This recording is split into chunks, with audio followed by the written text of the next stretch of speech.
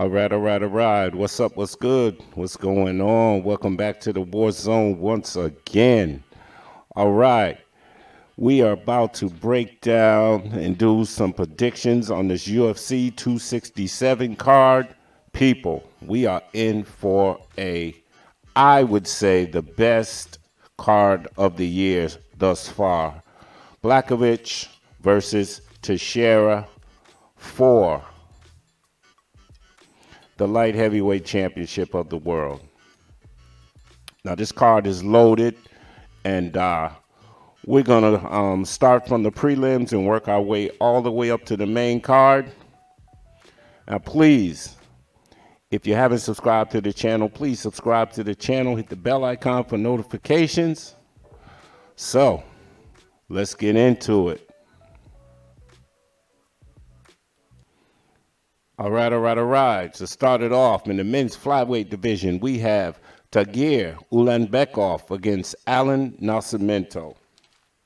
Okay, so Ulanbekov, Khabib student, cardio is through the roof, decent stand-up. I don't see Allan Nascimento outstriking Ulanbekov on the feet. Now, Allan Nascimento is very explosive in the early rounds. I would say the first round, Ulanbekov is going to have to be very, very careful and be very aware in the first round. However, I'm going to have to go with Ulanbekov in this one because of his cardio. I look for him to, as the fight goes on, especially after it gets out of the first round, I look for him to start wearing Nascimento down. Nascimento does have good BJJ. However, Ulanbekov, man, I believe he's going to get some takedowns, man, and start to wear Allan Nascimento down as the fight goes on. So I'm taking Tagir Ulanbekov by split decision in this one. Moving on up, men's lightweight division, we've got Magomed Mustafaev against Damir Ismagulov. So, this is an awesome fight right here, man. This fight could easily be on the main card. All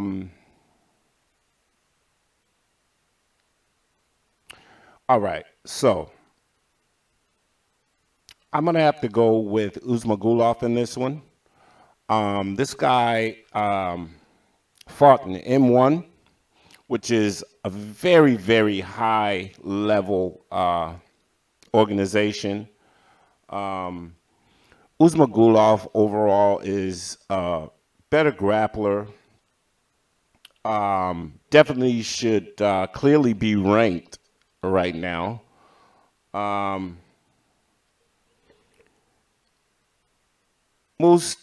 Mustafaev is very, very streaky type of guy. I think Damir's more consistent. He's younger, he has the reach, and he definitely has the cardio. I think that he definitely outstrikes Mustafaev on the feet, starts to frustrate him, and like I said, I like his grappling better than Mustafaev. So I look for him to win a unanimous decision here. I think he can win all 3 rounds and get the job done. So I'm going to have to go with Damir Ismagulov here by unanimous decision. All right, moving on up the card. In the men's middleweight division, we have Yaozong against Andre Petroski. I have to go with Andre Petroski in this one. This is a short notice fight for him. I just love this guy's grappling. And the thing about it is, Yaozong has shown that he doesn't do well against grapplers, and Andre Petroski is very, very strong. He will take you to the mat. So I got to go with Petroski. He's decent on his feet. He's been known to slow down in fights. However,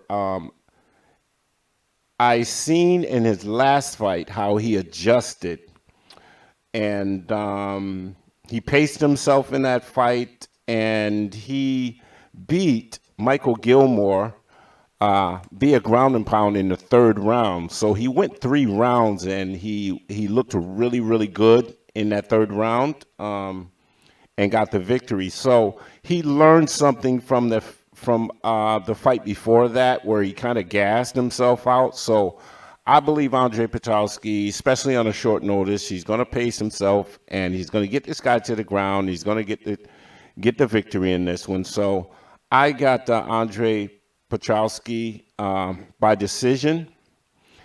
We could see a finish in this one, but I'm going to give him 29-28 decision in this fight. All right, next up, men's featherweight division. We've got Makwan Amirkhani against Lerone Murphy. I got to go with Lerone Murphy in this fight, man.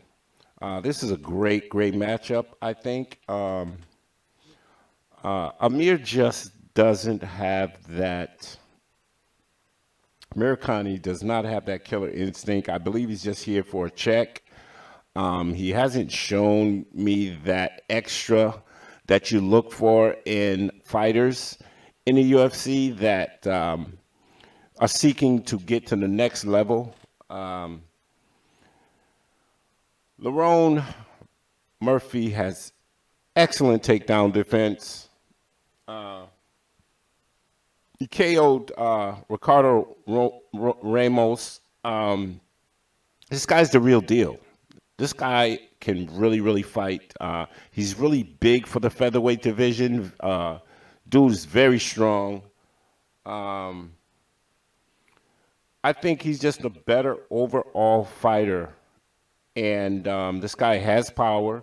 His cardio's through the roof. He has a high ring IQ. I look for Amirkhani to get desperate and try to shoot for takedown after takedown until he gasses himself out. So I look for Lerone Murphy to finish this guy in the third round. So I'm going with Lerone Murphy by TKO stoppage in the third round.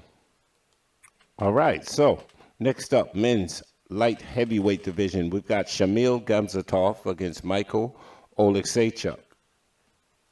I'm going to have to go with Shamil Gamzatov here. I feel like he's shown the better promise between these two fighters. I feel like the only chance that Michal Oleksiejczuk has is in the first round. I feel like if Gamzatov gets through the first round with this guy, it's going to be a breeze from there on out. He's more well-rounded. He has more tools. He can take this guy down. Oleksiejczuk is really he doesn't have good takedown defense, man. So I just feel like Shamil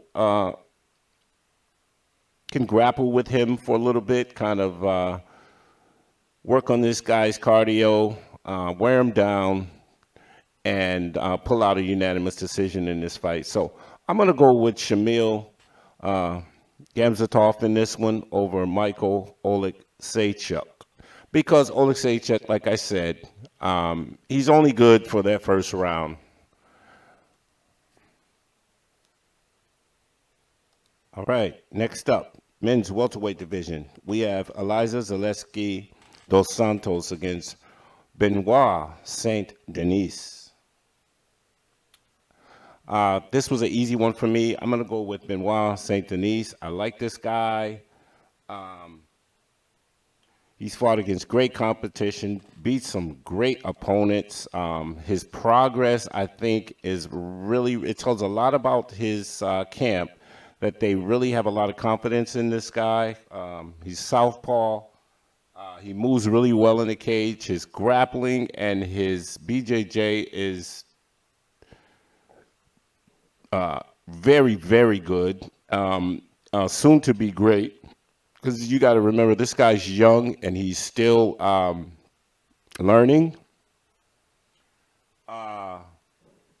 Dos Santos, on the other hand, man, he's an older guy. He's 35 years old. I don't know how much he has left.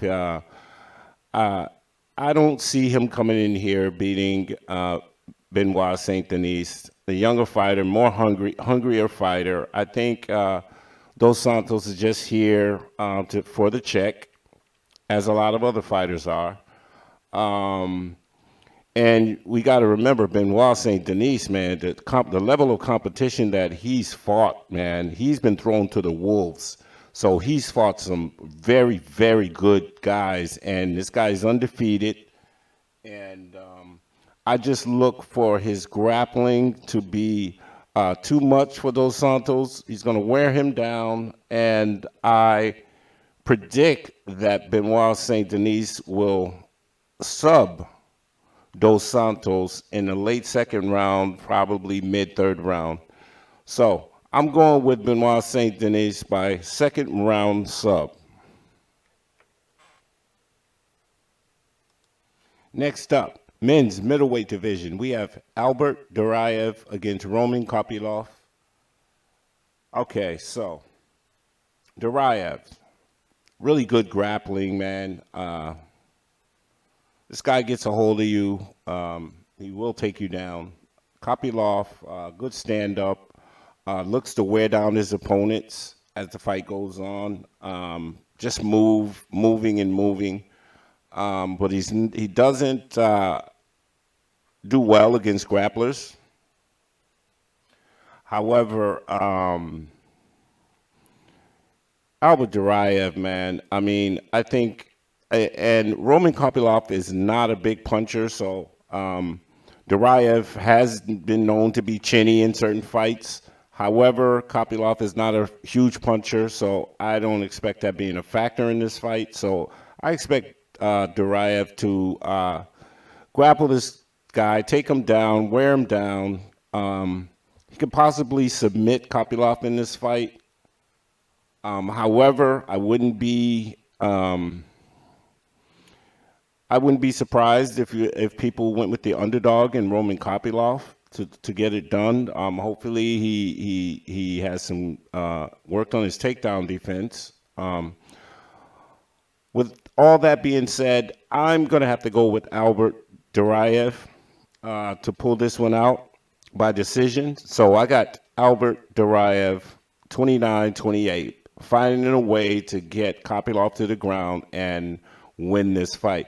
Don't rule out a rear naked choke finish for Duraev in this fight. All right, next up in the featherweight division, we've got Ricardo Ramos against Zubaira Tukhugov. So I'm going to have to go with the underdog in this one, man. This is a good underdog right here for this card. For all you bettors out there, I'm not really sold on Tukhugov. This guy slows down tremendously during fights. He has no urgency on the ground when he takes an opponent down. He doesn't do great work on the ground. So I got to go with Ramos. Much better cardio. This guy's striking is better. His grappling, I still see his grappling. I see that this is even in this fight. This guy works really hard. He's dangerous against the fence. Spinning back fist, knees. He's very explosive. I got to go with Ricardo Ramos, man, because I think Tukhugov is going to slow down in this fight, man. And Ricardo Ramos is just going to outwork him and outstrike him during this fight. So I got the underdog, Ricardo Ramos, by decision. All right, here we go. Next up, women's strawweight division. We got Amanda Ribas against Verna Jandiroba.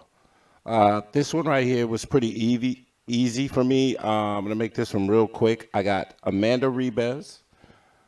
She is better all around on the feet and on the ground. Jandiroba, she will put up a fight, but it just won't be enough. And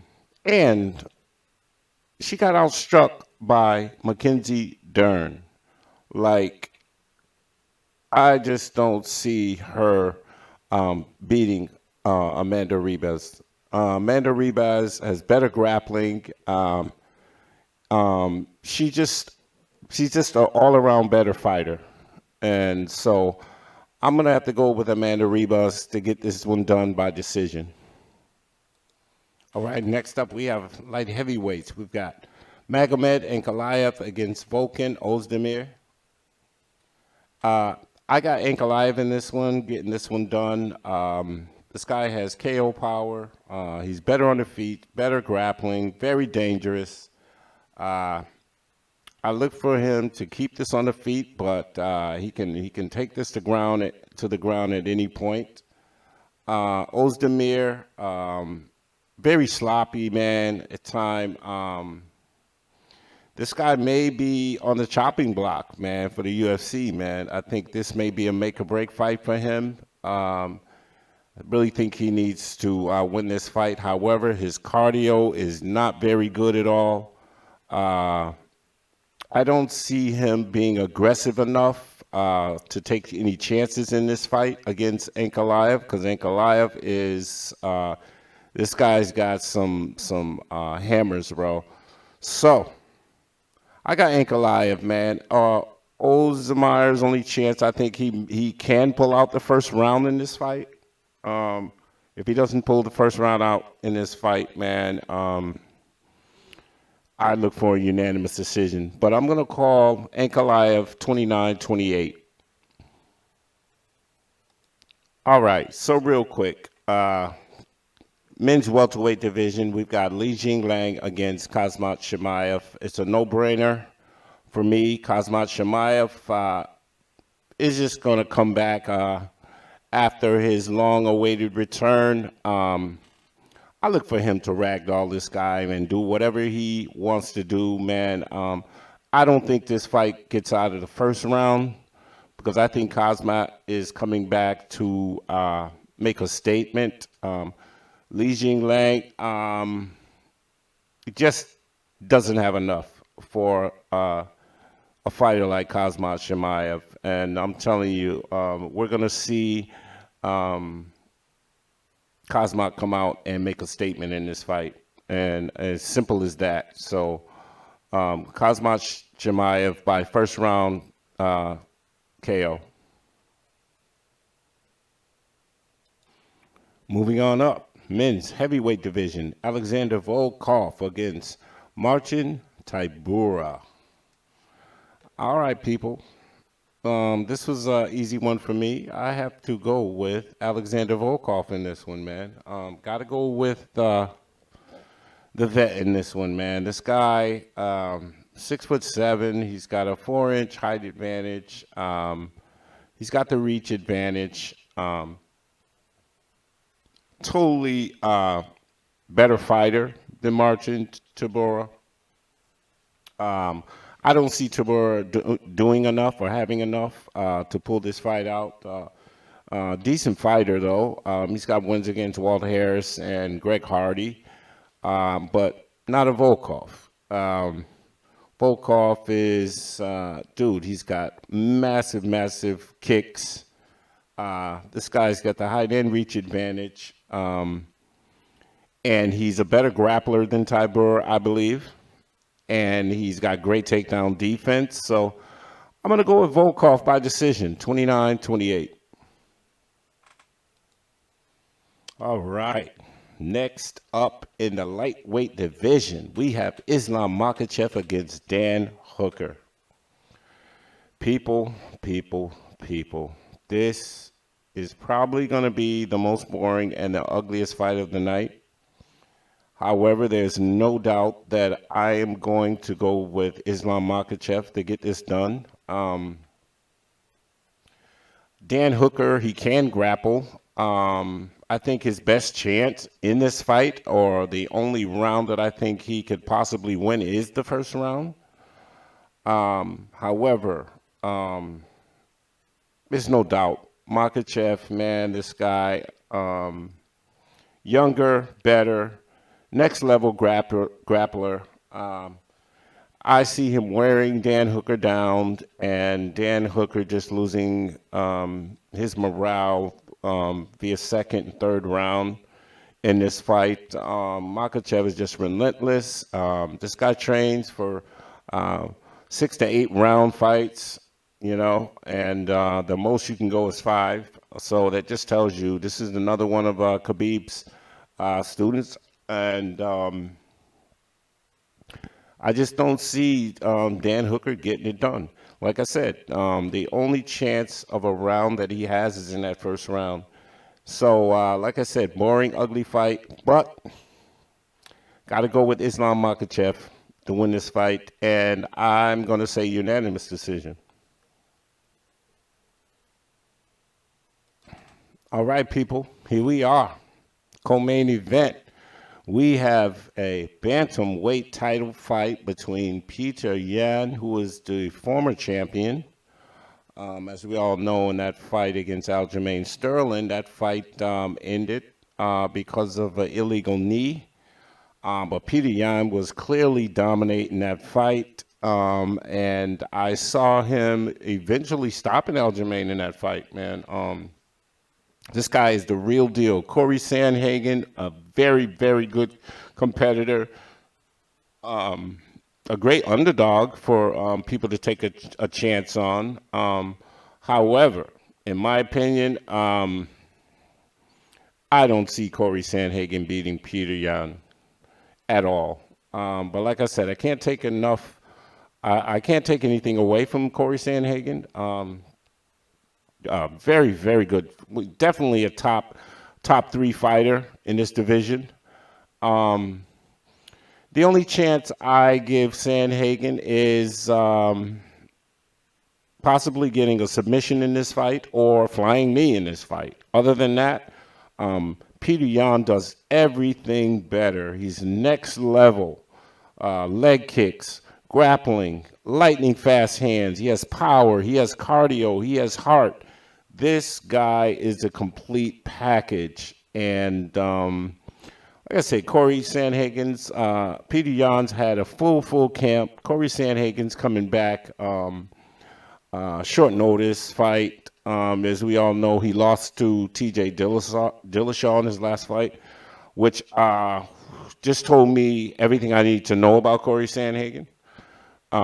Because we all know how long TJ Dillashaw had been laid off and had been out of the octagon. So Petr Yan, man, and I wouldn't be surprised if Petr Yan could finish Cory Sandhagen in the 4th round. Because one thing I don't like about Cory Sandhagen, this guy, he loves to give up his back in fights, and that's the last thing you want to do with Petr Yan. So I got Petr Yan winning this fight. I got him. If anything, Cory Sandhagen. All right. Unanimous decision, Petr Yan. 50-45. And that's being nice. All right, people, here we are in the main event of the evening for the men's light heavyweight championship of the world. We have Jan Blachowicz against Glover Teixeira.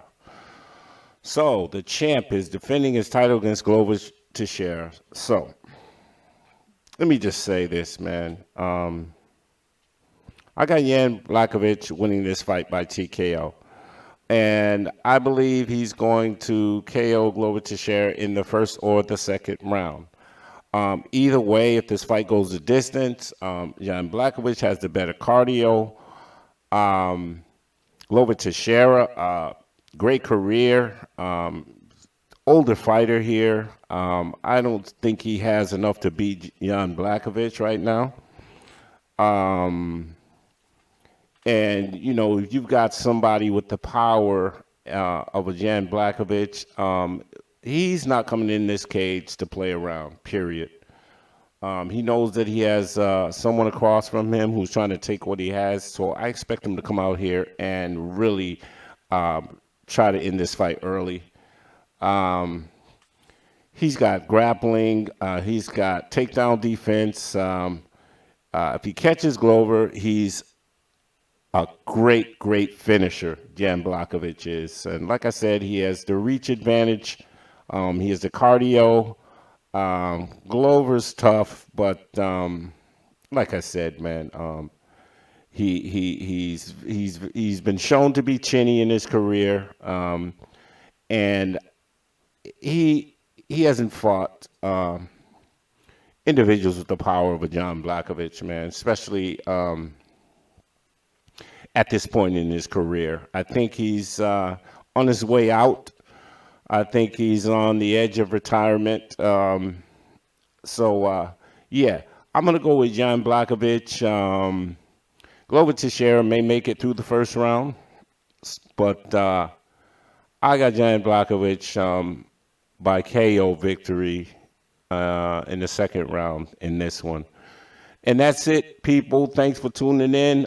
Please subscribe to the channel if you haven't. Hit the bell icon for notifications.